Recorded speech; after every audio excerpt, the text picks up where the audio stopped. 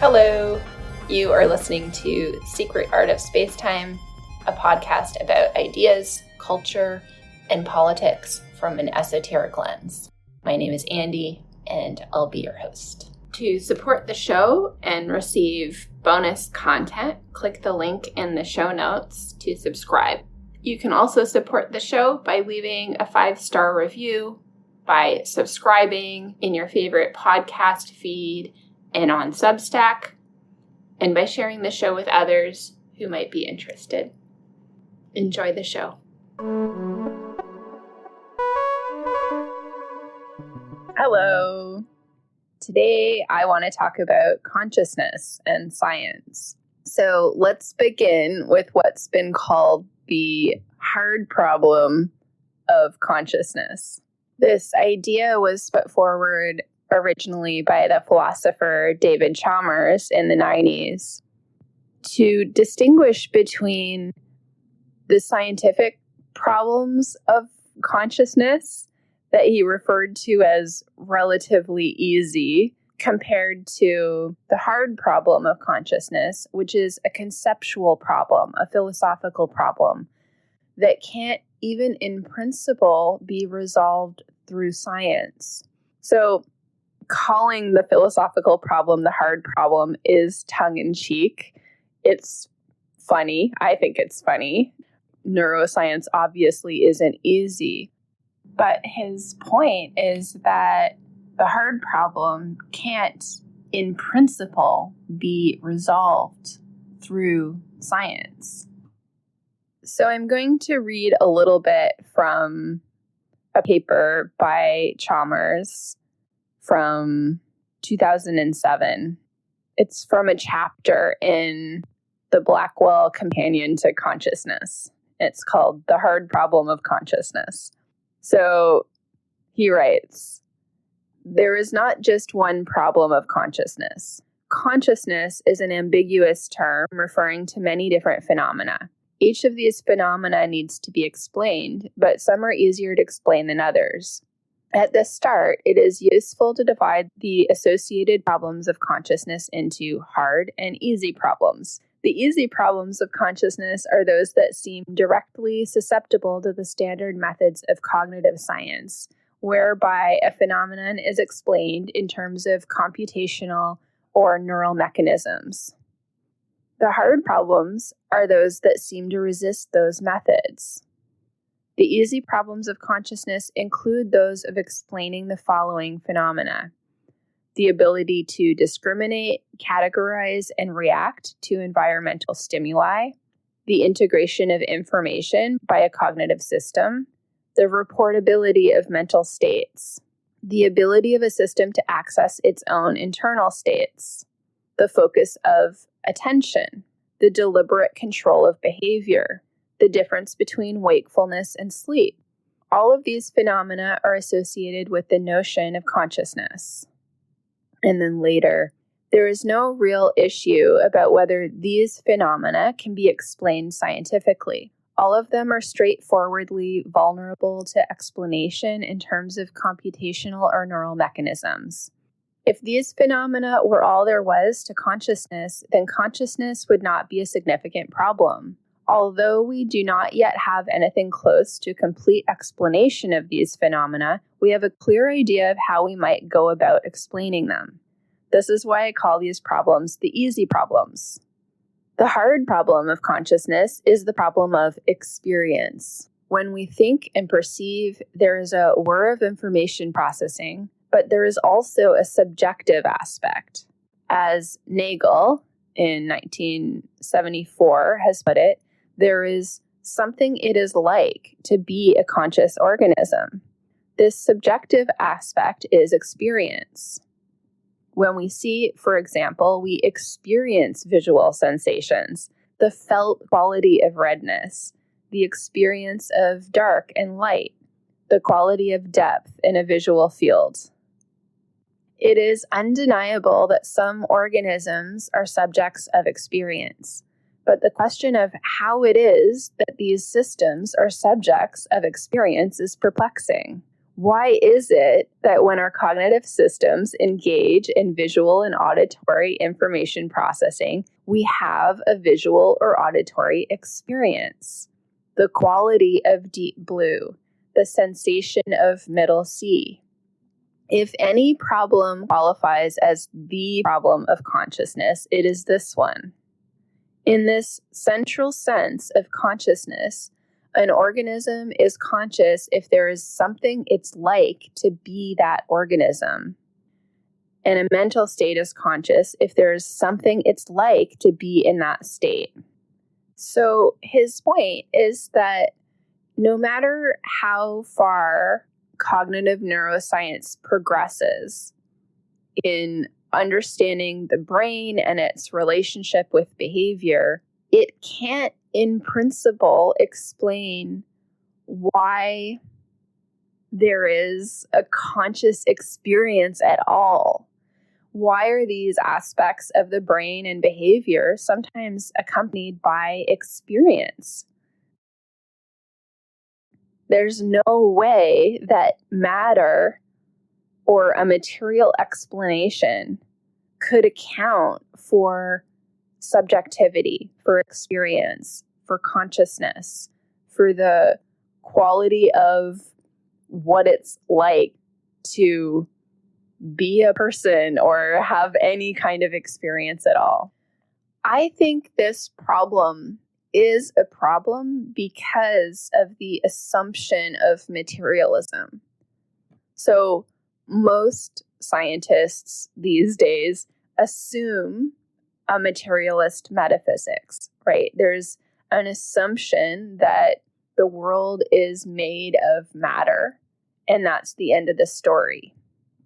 And I think we can sort of, in a very simplistic way, imagine scientists as going out and studying all these different aspects of the world, of nature, of the material world, you could even say. And then now that we've arrived at a point in the history of science where there's more and more interest in psychology, the brain, and now consciousness, it's like that scientific gaze has finally turned around to face itself, to face observation, to face the observer, and to come up against the paradox that I think arises from the assumption of materialism, which sort of ignores the observer. I think there's a way in which this metaphysics of science could be understood as a sort of unconscious dualism.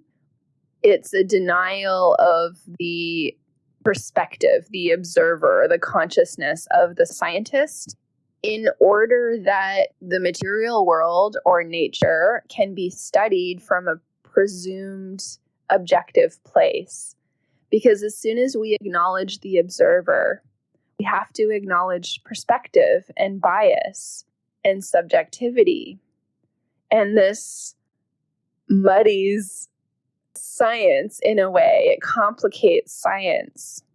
The refusal to acknowledge the observer in science, I think, is sort of required to maintain the illusion that science is not just objective to a degree, but is absolutely objective, 100% objective, gives us a true, with a capital T, picture of the world, which has sometimes been called a God's eye view, which isn't meant to imply religion. It's not that scientists see it as a God's eye view, right? It's that there's this presumption of an objective observer in science or through science, which is analogous to or structurally the same as the idea of a transcendent God, right? So we can see this structural parallel to monotheism, right? Of God as transcendent, as man in the image of God, as able to access an objective, truthful understanding of the world is not tied to a particular perspective with all the biases that implies, right? To acknowledge the observer as human requires that we acknowledge subjectivity, biases, context, positionality, and a necessarily limited perspective. So this idea has also been called the view from nowhere by Thomas Nagel, which I also really like, right? It's this presumption that science somehow delivers a perspective that isn't tied to a location in time and space, that isn't tied to a particular perspective.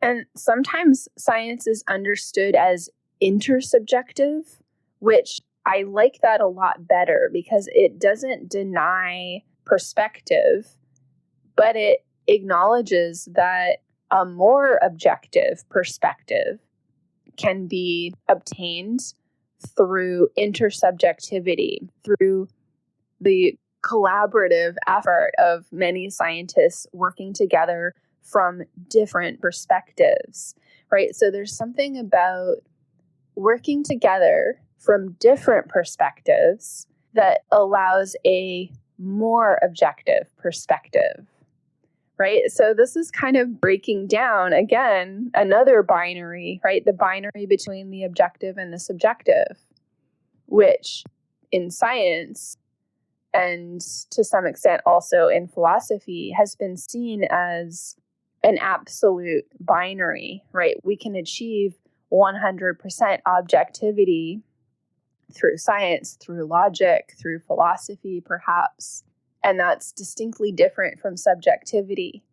But if we complicate the binary, maybe we could see objectivity as a form of subjectivity, which actually requires subjectivity, right? We're going to be less objective if we don't turn our perspective back onto ourselves and analyze our own biases, our own tendencies, our own perspective, our own position. So ironically, given the way it's been understood, objectivity requires subjectivity. But in not wanting to acknowledge this and wanting to hold to this idea that science can deliver some ultimate truth, science has assumed objectivity and has denied its own perspective.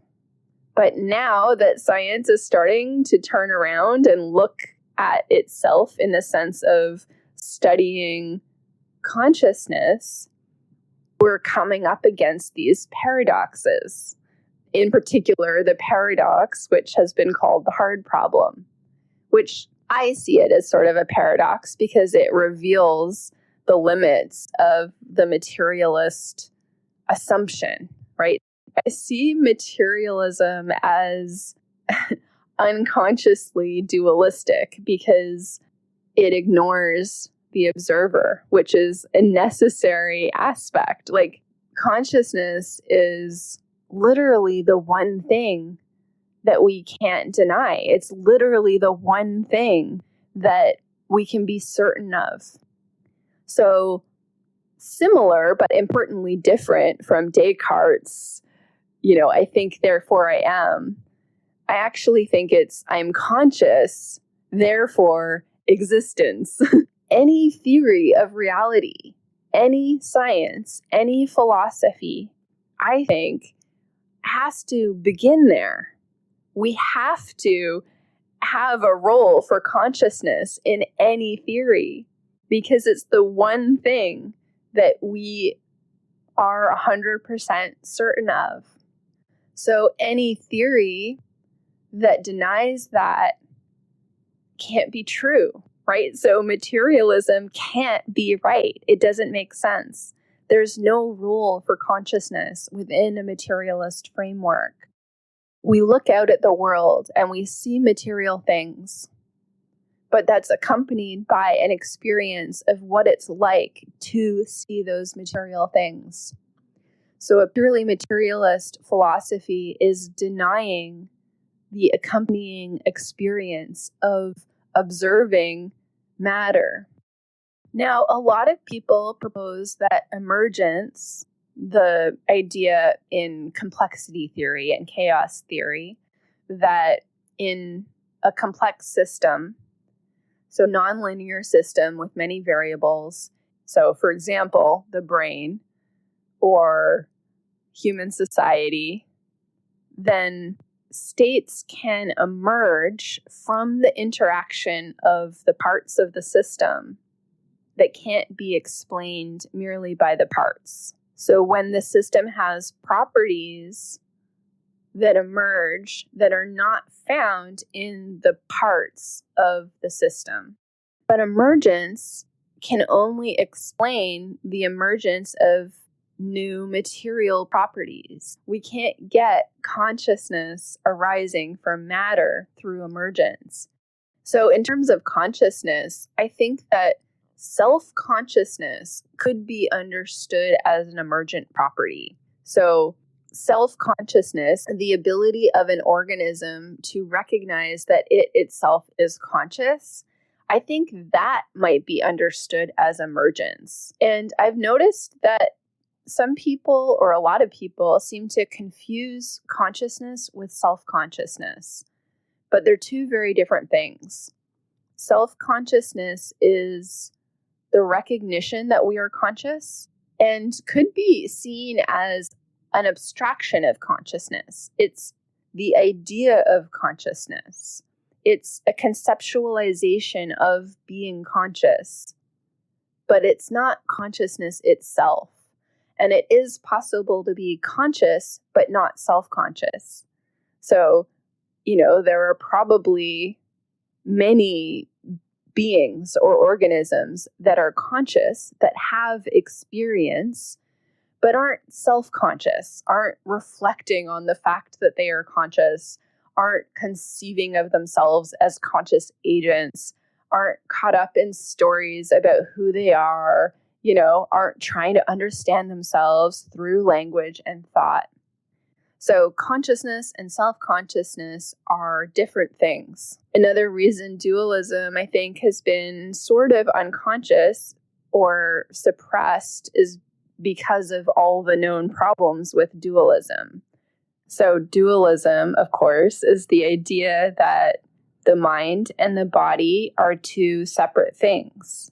And in the context of consciousness, we could say that matter and consciousness are two separate things. And they certainly seem different in our own experience, right? The experience itself is different from what the experience is of. Like, we might say that the table I'm looking at is material, but the experience of looking seems not to be, right? If the world were just material, were just matter, then why would it ever be accompanied by experience? And yet, mind-body dualism creates all kinds of problems. How is the mind meant to interact with the body if they're two totally separate things? How could I possibly have a thought, take an action, and create some effect on the material world if there were not some important relationship between the mind and body? But it's not just a relationship. Like, how could they be two fundamentally different things if our thoughts have effect on the world and vice versa? Mind-body dualism creates so many problems that a lot of people have chosen materialism as an alternative metaphysics. Everything is matter, including the mind.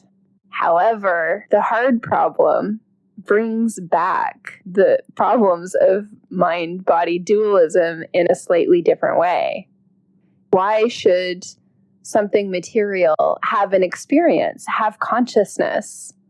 We still haven't gotten away from the sense that the mind is somehow distinctly different from the body or from matter. It's still with us in the hard problem. And so in light of this, there are some scientists and philosophers who have been exploring alternatives to materialism or to dualism. So one of these alternatives is panpsychism, the idea that all matter is itself conscious. Or a similar perspective is dual aspect monism, the idea that reality is made of stuff that from one perspective is material and from another perspective is conscious, or that matter has these two aspects. The mind and the body, or the mental and the physical, are two aspects of one and the same thing, one and the same substance. And this derives from the philosopher Leibniz, who proposed monadology, this idea that the ultimate substance, you could say, is the monad, which represents itself as having a body in time and space. I prefer this perspective of the monad over panpsychism personally. I think panpsychism still looks a lot like materialism. It envisions the world as sort of flat, as made of this substance that happens to have a conscious aspect to it. But I like the perspective of the monad because it prioritizes like the being and the perspective. Like, we are each a monad. We are each a consciousness. So the world is made of beings, which is very similar to animism, right? The Western term given to many other cultural perspectives, which see the world as made of beings, of consciousnesses. Perhaps one of the reasons this is sometimes difficult to think through is that the word matter is used in very different ways. So we have a common sense idea of what matter is. It's what's out there in the world. It's the world we see and interact with. It's the body. It's the table that I can touch and the food that I can eat, right? So matter is the world. It is reality. It is what we observe. But I think that perhaps over time, as science has developed and scientific theories have become very abstract, there's been this sort of shift in understanding matter not as the world of our experience, not experience, right? The world of our experience, two different things. But I think there's been a shift where matter has come to be understood not as the world of our experience, but the world of our theories. So in psychology, the mind has mostly been understood as representational, as representing the world as it is, right? So the idea is that through the senses, we receive certain information from the world, and then it's processed and represented by us in a form that gives us the information we need to maneuver through the world, but isn't necessarily true, so to speak. The logic goes that through evolution, the mind has evolved not to give us the truth, but to help us survive and reproduce, right? So our minds, in a way, can't be trusted, right? What is given to us through representation isn't really real. It's just a tool of evolution.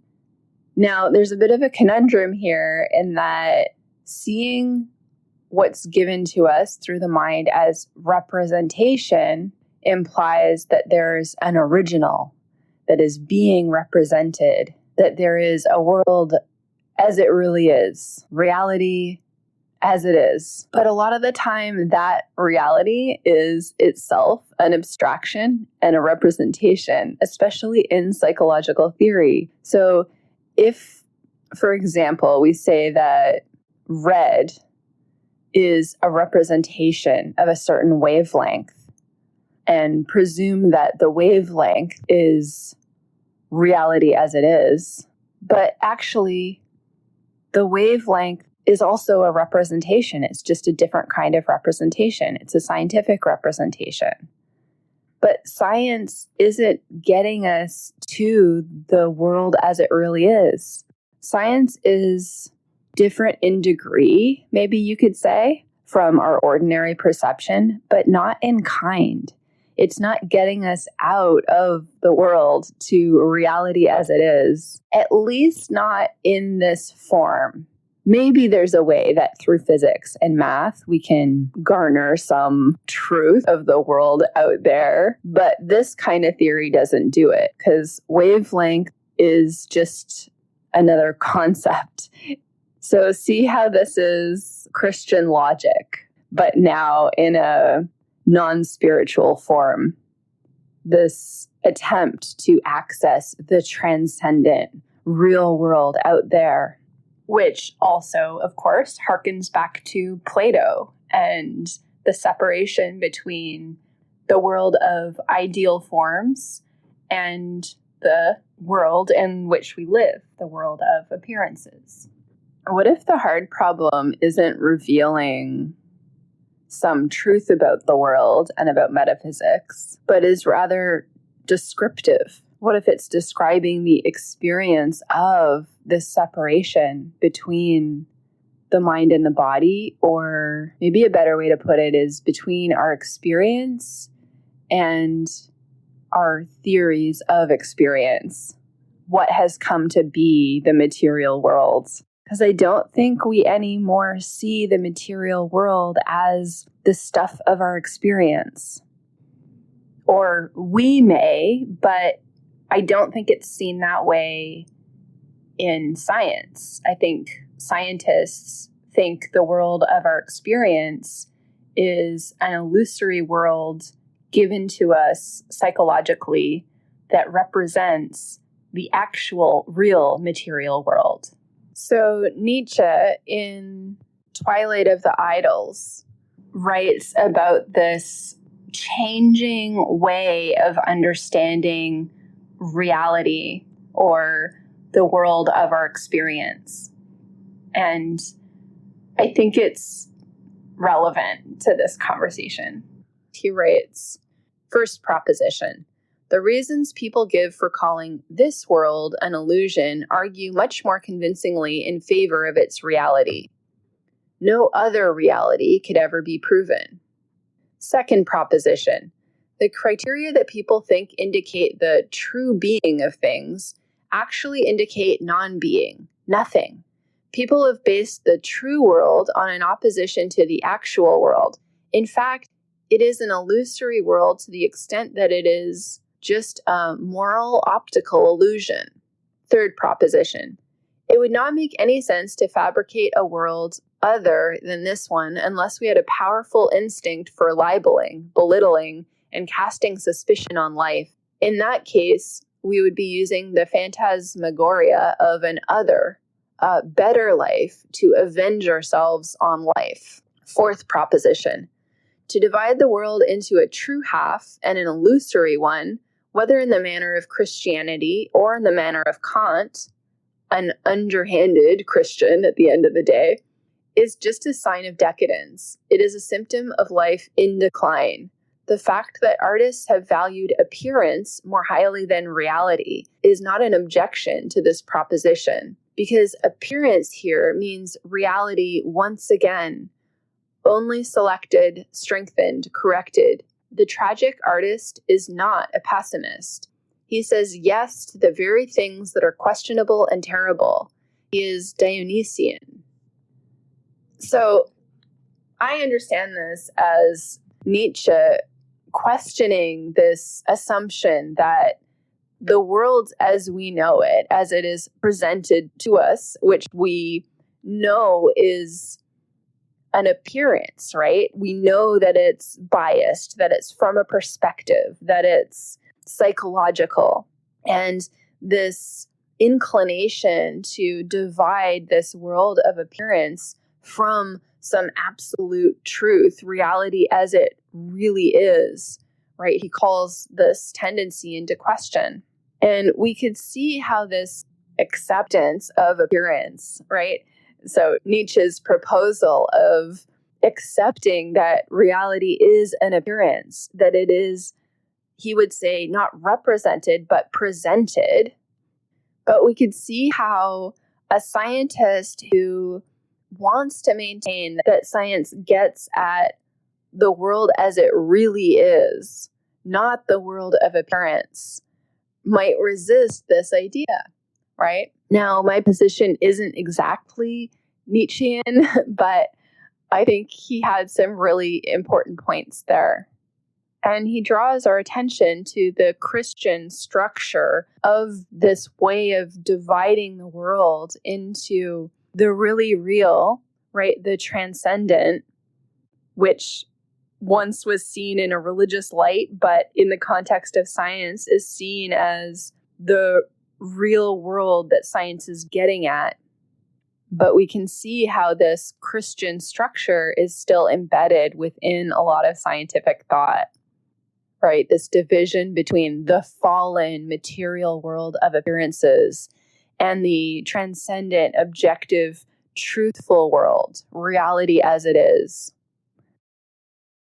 I wonder if this recurring problem of mind-body dualism is a consequence of an abstract understanding of matter rather than an understanding of matter as the world that we experience. In other words, rather than abstracting matter from our experience as seeing it as the world out there that the mind then represents through consciousness, what if the material world is what is shown to us in consciousness? The problem really becomes a problem, I think, perhaps, when we want some perfectly objective, scientific understanding of matter that is distinct from our experience of matter. The world as we experience it is no longer the material world of the scientists. The material world of the scientists is the world of abstraction, of theory, of the supposedly objective material worlds, not the world of appearance. If we take consciousness as given, as the starting place for our theory, and see matter as a process of consciousness, as materialization that occurs not just in one individual's mind, but as a collective, cultural, historical process, then the paradoxes fall away. So this isn't to say that matter is not real, or that we can just make it up as we wish. Because, we could even see this in the context of manifestation. I'm wary to use that word in this context, but I think if we see manifestation as not something that just one individual does, but as a rather difficult collective, collaborative process that relies on culture and the collective structure of the psyche and our collectively held assumptions and beliefs and archetypes, then the material world is something that we form and that in turn forms us. This perspective doesn't need to take away any of the findings of science, any of the complexities involved in material processes. It simply shifts the metaphysical framework. I don't understand quantum theory that well, but as far as I understand it, it seems like it's through observation, which includes observation through scientific apparatus, that the waveform is collapsed into material form. So that prior to observation, there's a superposition of states, right? All there is probability, and all the probabilities that are exist simultaneously. And that an observation is required to collapse the probability wave into the materiality of one of those probabilities coming to be within time and space. So is it so far out to understand material reality as of the mind? I think that nearly every spiritual tradition honors consciousness as fundamental, although of course they might not use the word consciousness, but the observer, the seer, I think this is the esoteric meaning of know thyself. I think that has a mundane interpretation in the sense of knowing your own tendencies, knowing your flaws and your needs, etc. But I think there's an esoteric interpretation, which is to know the self with a capital S as the seer, as the one who observes. This idea is found in Buddhism, right, through the process of disidentification with the forms of consciousness. It's found in yoga through identification with Purusha, the seer, and disidentification again with form, with the body, with the mind, with thought. Maybe God is pure consciousness, and we are each a little sliver of consciousness coming into form from one particular perspective. So I'd love to hear from you. Let me know if this is landing. Thanks, everyone. Take care.